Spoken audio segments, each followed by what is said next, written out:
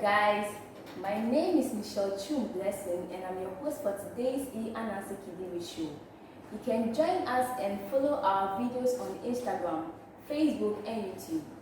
Joining me once again for today's show is my dear brother. I'm not sure, Akoto. Calmly relax yourself as we bring you more in-depth discussion and educative lessons. This is e-Ananse Kiddie Reads show in case you just joined us. Don't forget to bring up your comments as the discussion goes on.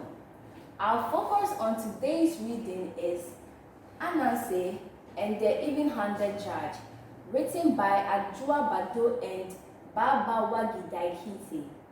And Osei, can you please help me with the reading of the story? Okay.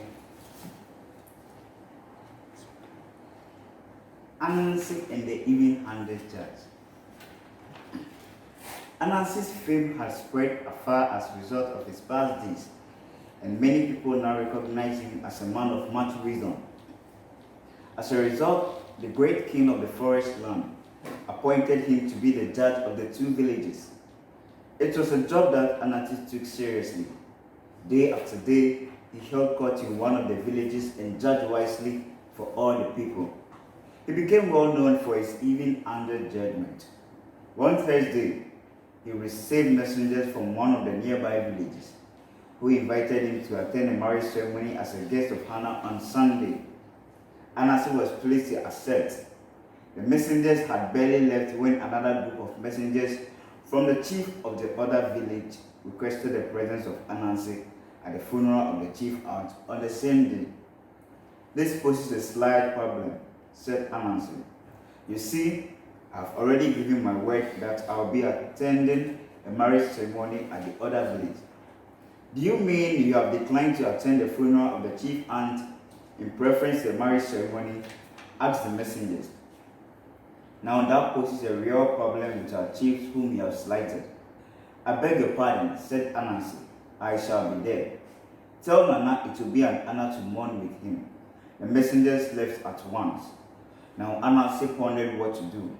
As a great judge, his word was his bond, and he knew no way to excuse himself from one or the other engagement.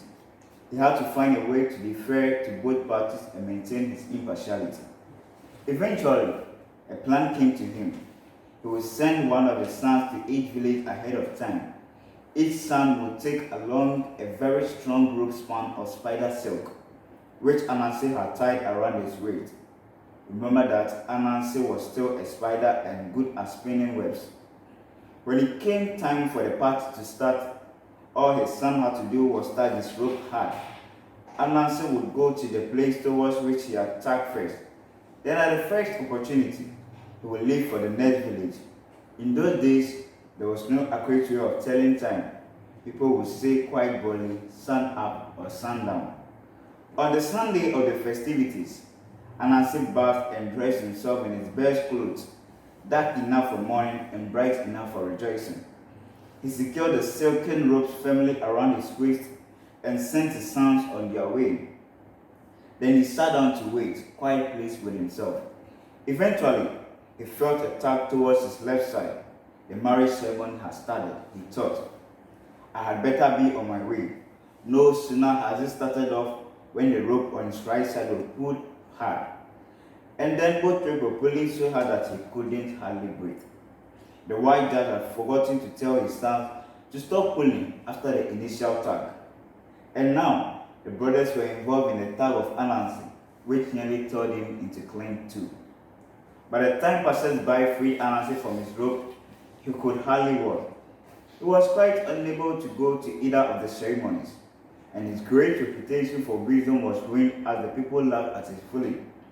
Fearing that no one would ever listen to his judgment again, he fled to the corner of his room to hide his face. Thank you very much for reading the story. Let's try and find out some questions and moral lessons we can learn from the story.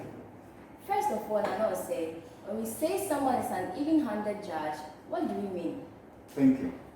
An even-handed judge is a person or a judge who takes place of a judge.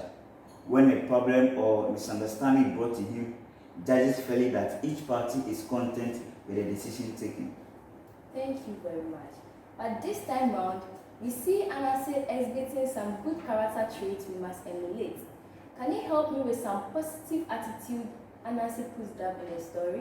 Okay, from the story we realize that the story said in the Ananse's parties he was rewarded to be the chief, to be the judge of the 2 towns, meaning from his past life he was very hardworking and exhibited good morals in the environment or in the village.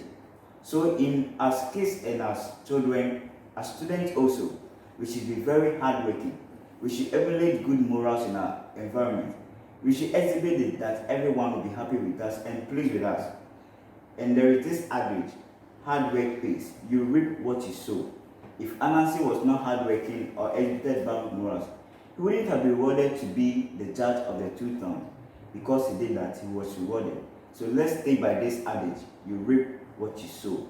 When you say a bad thing, you really reap a bad thing. When you say a good thing also, surely you reap a good result. Thank you. Thank you very much.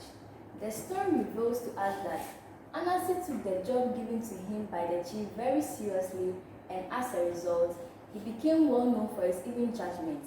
As children, especially reading students, what can we assimilate from the positive attitude of Ananse? Okay, I can say we should be committed to every task given to us. Ananse was the judge for 2 towns. One person being a judge for 2 towns. The story makes us understand that every day he was judging for the 2 towns. Because he was too committed to the work, he didn't regard the stress and whatever he needs, but was much committed that every day he wanted to judge for everyone in the 2 towns so that there will be peace in the 2 towns.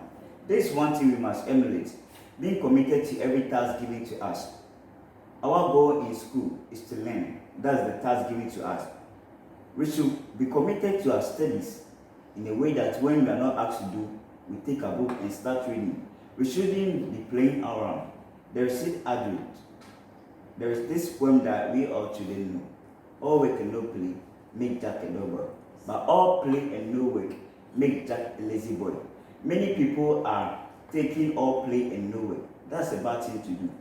You must go and live that play and be committed to learning in our, so that we'll be successful at the end of our studies in life. Thank you very much. There are times in our life that our ability to fulfill promises would be tested, just like Ananse encountered a situation that tested his ability to the invitation he received. So then, as children, what do we do when we find ourselves in a situation not different from what Ananse encountered? Okay, I would say we should be much careful when taking decisions and be right about the decision you are taking. Ananse wanted to please the 2 parties, but in life, we should know this, we can't please everyone in life. We as children, we will be criticized for something which we think we couldn't do, but people were expecting us to do. So through the criticism, we must know this, we can't please everyone. So have your own agenda. When criticizing, know that you can't please everyone. You must know how to criticize people, because everyone cannot please everyone. You may do something that will suit you. Maybe someone will think that you should have done it this way, but in your ability, you think this is the best thing for you to do.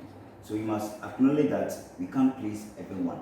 This one thing you must live in our daily life. Thank you. Aside what we have said, are there any more moral lessons we can learn? Okay, we should consider the repercussion of every decision we take.